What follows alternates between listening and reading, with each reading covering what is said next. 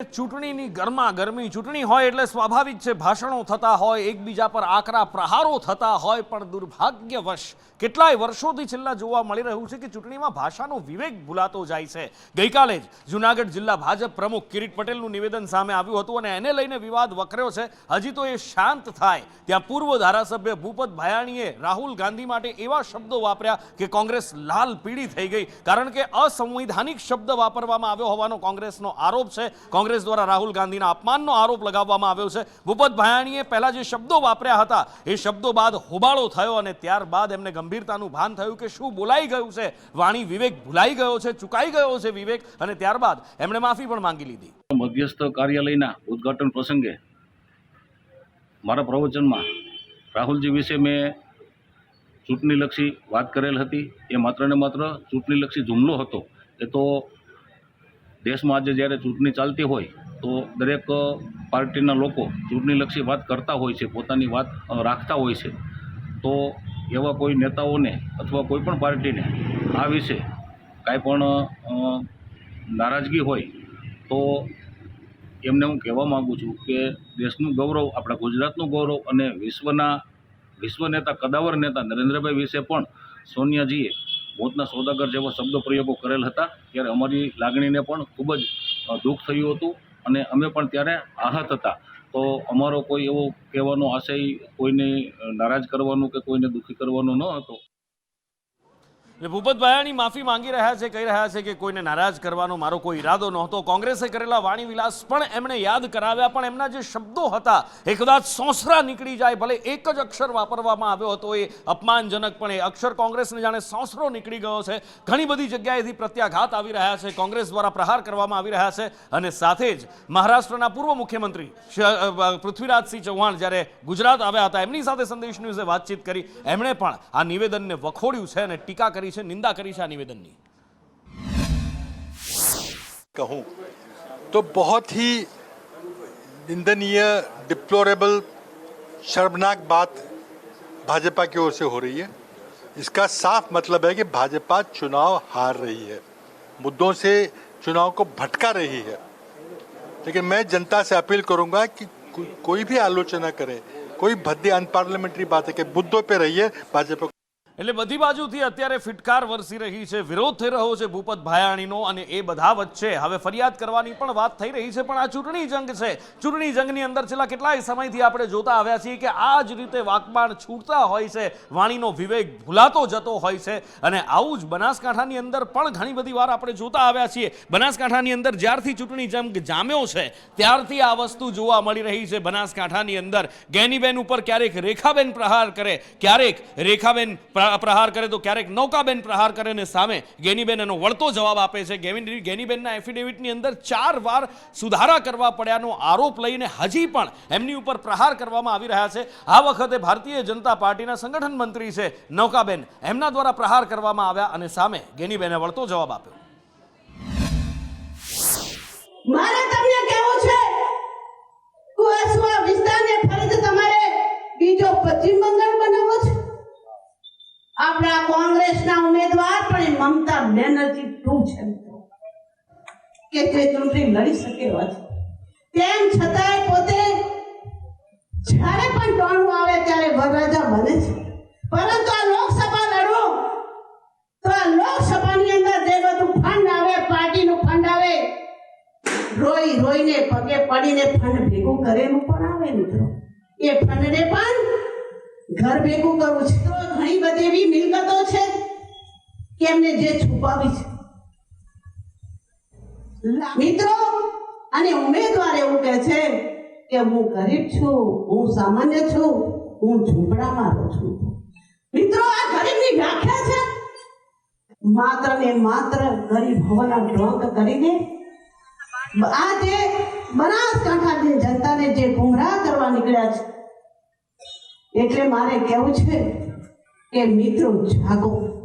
મમતા બેનર્જીની વાત કરે તો હું એમને આપના માધ્યમથી ચોક્કસ કહીશ કે જ્યારે પ્રજાપતિ સમાજની દીકરીઓ પર અત્યાચાર થતા હતા, ચાહે હાપરડાની ઘટના હોય, ચાહે લાખણી તાલુકાના લાલપુરની ઘટના હોય, એના ડીસા તાલુકાના બેનની દીકરીની વાત હોય એ ટાઈમે એનો સમાજ હોવા છતાં એટાણે એને રાજધર્મ નિભાવવાની જરૂર હતી અને એટાણે જે દીકરીની હાલતો ખરાબ કરીને એના માટે 5 શબ્દ મીડિયા પાસે નૌકાબેન બોલી હોત ને તો એક નારી તરીકે હું પણ અભિનંદન આપોત.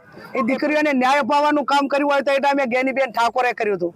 ત્યારે એ વ્યક્તિગત એનો જે કાંઈ સ્ટેટમેન્ટ હશે અને કોઈકે લખેલે આપેલું ભાષણ કરો છો ને એના કરતાં જાતે કોઈક સમાજને પૂછી અને તમારા સમાજને કે એ વિસ્તારમાં બેન દીકરીઓ માટે જ્ઞાનીબેને શું મદદ કરી છે ને એમાં મારે નૌકાબેનના પ્રમાણપત્રની જરૂર નથી, પણ આટલો મેસેજ કે જ્યારે પ્રજાપતિ સમાજની દીકરીઓના યૌન શોષણ થતા હતા ને એ ટાઈમે તમારે આગળ આવવાની જરૂર હતી અને એ ટાઈમે તમે તમારી સરકારમાં બેઠા છો, ભાજપનું શાસન છે અને એ ટાઈમે દીકરીઓને ન્યાય અપાયો હોત ને તો તમારે અત્યારે પશ્ચિમ બંગાળના દાખલા ના આપવા પડોત.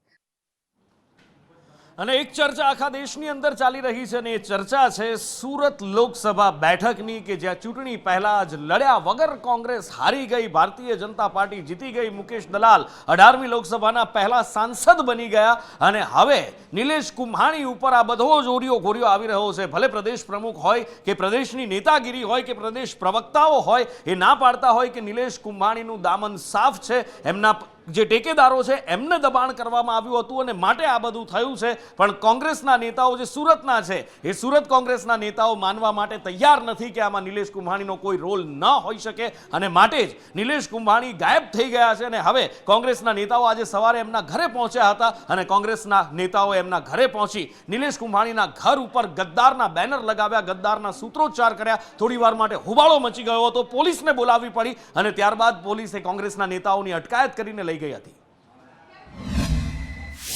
કોંગ્રેસ દ્વારા નિલેશ કુંભાણીના ઘરે વિરોધ કરવામાં આવી રહ્યો છે. નિલેશ કુંભાણીના ઘરના બહાર જનતાનો ગદ્દાર, લોકશાહીનો હત્યારો આ પ્રકારના બેનરો મારી દેવામાં આવ્યા છે કોંગ્રેસ દ્વારા. કોંગ્રેસના મહિલા પૂર્વ કોર્પોરેટર છે ભારતીબેન, શા માટે આ રીતના લખવાની ફરજ પડી તમને?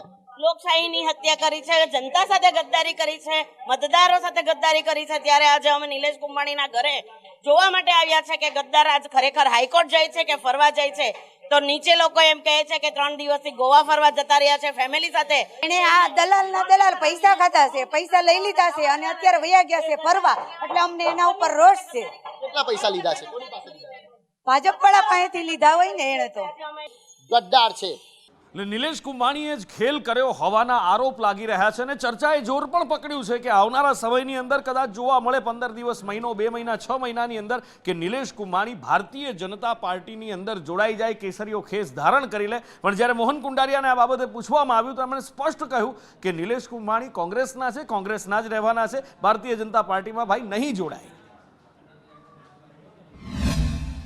એની ભૂલના કારણે એનું ફોર્મ રદ થયું છે, એના કારણે અમે બિનહરીફ થયા છે. કુંભાણી ફોર્મ પરત ખેંચ્યું તે અત્યારે ચર્ચાઈ રહી છે કે ભાજપમાં આવી રહ્યા છે, લાગે છે એ વસ્તુ જ નથી. કોંગ્રેસના છે અને કોંગ્રેસ સાથે જ રહેવાના છે, એમાં અમારે કોઈ કલ્પના પણ પણ ઇતિહાસમાં નથી. ઇતિહાસમાં અત્યાર સુધીમાં 29 વખત આવા બિનહરીફ થયા છે, એમાં 20 વખત કોંગ્રેસ બિનહરીફ થઈ છે. ત્યારે એને શા માટે કર્યું હતું? એને પોતાનો વિચાર કરવાની જરૂર છે. એક આંગળી બીજાની સામે ચીંધો તો 4 આંગળી આપણી તરફ આવતી હોય. તો કોંગ્રેસના અત્યાર સુધીના ઇતિહાસમાં 29 બિનહરીફ થઈ છે, એમાં 20 તો કોંગ્રેસની જ થઈ છે. એટલે અત્યારે મોહનભાઈ કહી રહ્યા છે કે નિલેશ કુંભાણી ભારતીય જનતા પાર્ટીમાં નહીં જોડાય. આવું જ રોહન ગુપ્તા માટે પણ કહેવામાં આવતું હતું કે જેમણે પણ વિશ્વાસ મૂકી કોંગ્રેસે ઉમેદવાર બનાવ્યા, પિતા બીમાર થયા અને પછી એ જોડાઈ ગયા ભારતીય જનતા પાર્ટીની અંદર ચૂંટણી લડવાની ના પાડીને. એટલે આ તો સાહેબ રાજકારણ છે, ન જાણ્યું જાનકી નાથે કાલે સવારે શું થવાનું છે. અહીંયા પરફેક્ટ લાગુ પડે છે. હવે જોઈએ મોહનભાઈનો દાવો સાચો પડે છે અને સાચો પડે છે તો ક્યાં સુધી એ દાવા પર કાયમ રહે છે, ક્યાં સુધી એ દાવો સાચો રહે છે. કદાચ જો ચિત્ર બદલાય તો મોહનભાઈને પૂછીશું ખરા જરૂરથી કે મોહનભાઈ તમે કહેતા હતા, હવે શું જવાબ આપો છો. ખેર સમય પર છોડી દઈએ એની વાત, પણ આગળ વાત કરવી છે નેતાઓના નિવેદનની. કારણ કે આગળ શરૂઆતમાં જ આપણે વાત કરી કે નેતાઓના નિવેદન, રાજકીય નિવેદનો, એકબીજા પર પ્રહાર કરવામાં ભાષાનો વિવેક ચૂકાઈ રહ્યો છે. અને આ બધા વચ્ચે હર્ષદ રીબડિયા ભારતીય જનતા પાર્ટીમાં છે. હર્ષદ રીબડિયા જ્યારે ભાષણ કરી રહ્યા હતા અને એ દરમિયાન વન વિભાગની કંઈક વાત નીકળી, બ્રોડગેજ લાઇનને લઈને વાત ચાલી રહી હતી અને એ વખતે વન વિભાગ પર એટલા આકરા પાણીએ થઈ ગયા કે ત્યાં સુધી કહી દીધું કે વન વિભાગને છઠ્ઠીનું ધાવણ યાદ કરાવી દઈશ. હવે આવે છે આટલું જંગલ ખાતું, એમાં રાજેશભાઈ નો કોઈ વાત નથી, હું જાહેર બનતું નથી કહું. જંગલ ખાતું, જંગલ ખાતું આપણે બધા જાણીએ છીએ, આપણે અહીં છે. હું તો જાહેરમાં કહું જણ જંગલ ખાતું. સાહેબ આ બ્રોડગેજ માટે મંજૂર થઈ ગયું, ટેન્ડર થઈ ગયું છે, પત્ર કાર્ય જવાનો. જંગલ ખાતું જો હવે આડું આવશે ને તો જંગલ ખાતાને પણ સબસીડીનું દાવણ યાદ કરવાની તાકાત પણ અમારા છે.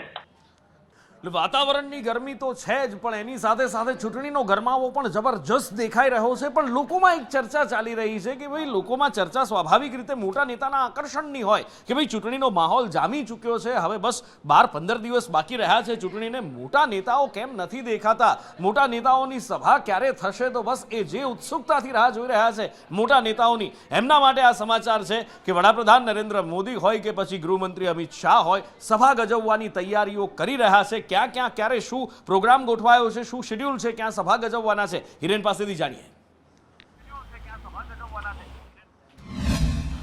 લગભગ ચાલુ અઠવાડિયાના અંતમાં જ પ્રધાનમંત્રી નરેન્દ્ર મોદી ઉપરાંત કેન્દ્રીય ગૃહ અને સહકારિતા મંત્રી અમિત શાહ, ભાજપના રાષ્ટ્રીય અધ્યક્ષ જેપી નડ્ડા અને અન્ય રાજ્યના મુખ્યમંત્રીઓના પ્રવાસ જે છે તે શરૂ થશે.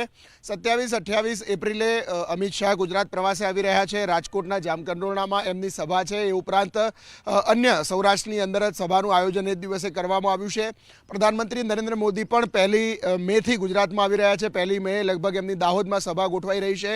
ત્યારબાદ સાબરકાંઠા એટલે કે સાબરકાંઠા અને બનાસકાંઠા બંનેની વચ્ચે એક સભા છે તેનું આયોજન ત્યાં કરવામાં આવશે.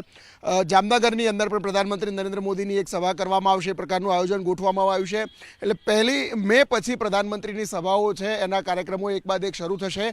1 મે ગુજરાત સ્થાપના દિવસના દિવસે દાહોદની અંદર એમની સભા એટલે લીમખેડામાં 2 લોકસભા વિસ્તારોને સાંકળી અને કરવામાં આયોજન અત્યારે શરૂ કરવામાં આવ્યું છે. પીએમઓની આખરી મંજૂરીની રાહ જોવામાં આવી રહી છે. સાથે વડોદરા અને અમદાવાદ, રાજકોટ, સુરત આવા મહાનગરોની અંદર પણ એક રોડ શો પ્રધાનમંત્રી કરે તે પ્રકારની શક્યતા અત્યારે હાલ દેખાઈ રહી છે.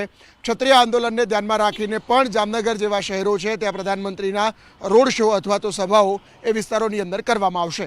અને જ્યારે ચૂંટણી જંગ હોય ત્યારે કંઈ પણ નેતાઓ કરતા હોય છે, દેવી દેવતાઓના શરણે જતા હોય છે, મંદિરની અંદર પૂજા પાઠ કરતા હોય છે, ત્યાં સુધી કે ભુવાજીઓ પાસે ભવિષ્ય પણ જોવડાવતા હોય છે. અને આવું જ મહેસાણાની અંદર જોવા મળ્યું. એક નહીં પણ 2 ઉમેદવાર, કારણ કે મહેસાણા જિલ્લાની અંદર વિસનગરમાં પેટા ચૂંટણી પણ વિધાનસભાની આવી રહી છે. સીજે ચાવડા અને લોકસભામાં ઉમેદવાર હરિભાઈ બંને પહોંચ્યા હતા માતાજીની ભુવાની પાસે અને તેમને આશીર્વાદ લીધા અને સાથે જ ભુવાજીએ ભવિષ્યવાણી પણ કરી છે. શું ભવિષ્યવાણી કરી પહેલા એ જુઓ. બે ભાઈ છો અને 2 ભાઈઓએ કદાચ લોકોના આમાં હાથ જ લોભા કર્યા છે. બીજું કોઈ કર્યું નહીં કોઈ. પણ તમે દુનિયામાં નમ્યા હોય સરપંચ ચાવડા સાહેબ, પણ દાડો વગર 7 તારીખ દુનિયા તારી ના કરતો તો લેબડાની માતા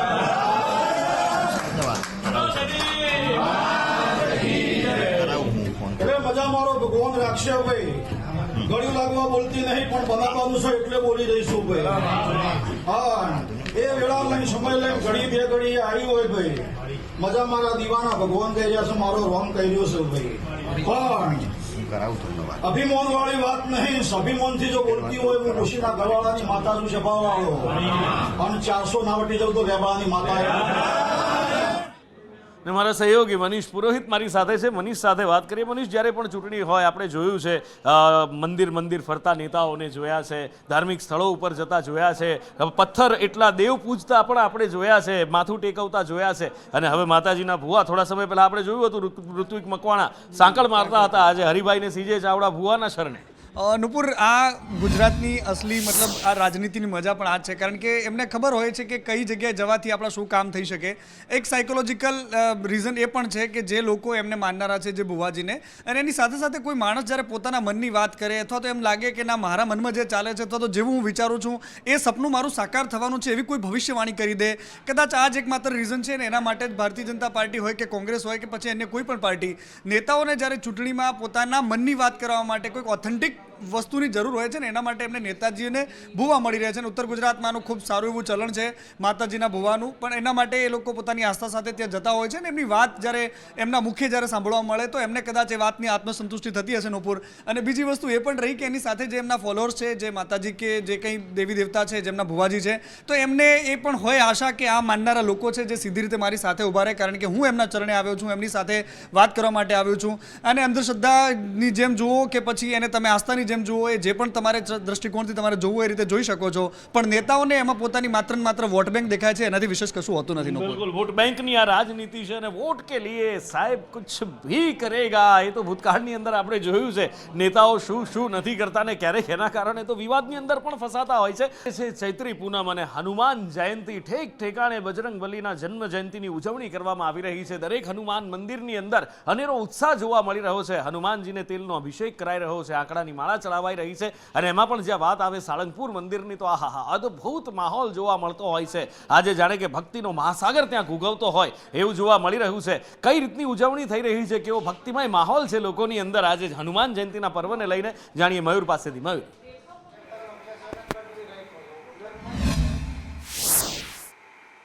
બિલકુલ, આજે હનુમાન જયંતિનો પાવન પર્વ છે અને શ્રદ્ધાળુઓ જે છે તેમાં પણ અનેરો ઉત્સાહ જે છે તે જોવા મળ્યો છે. અમદાવાદ, સુરત, રાજકોટ, વડોદરા તમામ જગ્યાએ હનુમાનજીના પાવન પર્વની ઉજવણી જે છે તે ધામધૂમપૂર્વક કરવામાં આવી રહી છે. કેમ્પ હનુમાન હોય, બડા હનુમાન હોય, સુરત પણ જે હનુમાનજી મહારાજનું મંદિર છે ત્યાં પણ 1000 કિલો બુંદીનો લાડુ જે છે તેમનો પ્રસાદ અર્પણ કરવામાં આવ્યો હતો. તો સાળંગપુર પણ મહાઆરતી કરીને આજે હનુમાનજી મહારાજ જે છે તેમની આરતી કરવામાં આવી હતી. ઉલ્લેખનીય છે કે રાજકોટની અંદર પણ 4500 જેટલા મંદિરની અંદર હનુમાનજી જન્મોત્સવ જે છે તે ઉજવવામાં આવી રહ્યો છે. હનુમાનજી મહોત્સવને લઈને અનેરો ઉત્સાહ જે છે તે ભક્તોની અંદર જોવા મળતો હતો. વહેલી સવારથી જ ભક્તો જે છે તે મંદિરમાં દર્શનાર્થ કરી અને ધન્યતા અનુભવતા હતા. ઉલ્લેખનીય છે કે કેક કાપીને હનુમાનજીની જે છે ત્યાં પણ ઉજવણી અનેક જગ્યાએ કરવામાં આવતી હતી. અમદાવાદ કેમ્પ હનુમાન હોય ત્યાં પણ વહેલી સવારથી હનુમાનજીની દર્શન કરવા માટે ભક્તો જે છે તેમના ઘોડાપુર ઉમટ્યો હતો. તો રાજકોટના બાલાજી મંદિરની વાત કરવામાં આવે તો હનુમાન પાલીઠા જે હનુમાન ચાલીસાના પાઠ જે છે તે કરવામાં આવ્યા હતા. તો સુંદરકાંડના પાઠ તેમજ હનુમાન ચાલીસાના પાઠ કરીને ભવ્ય ઉજવણી જે છે તે મંદિરોની અંદર કરવામાં આવી રહી છે.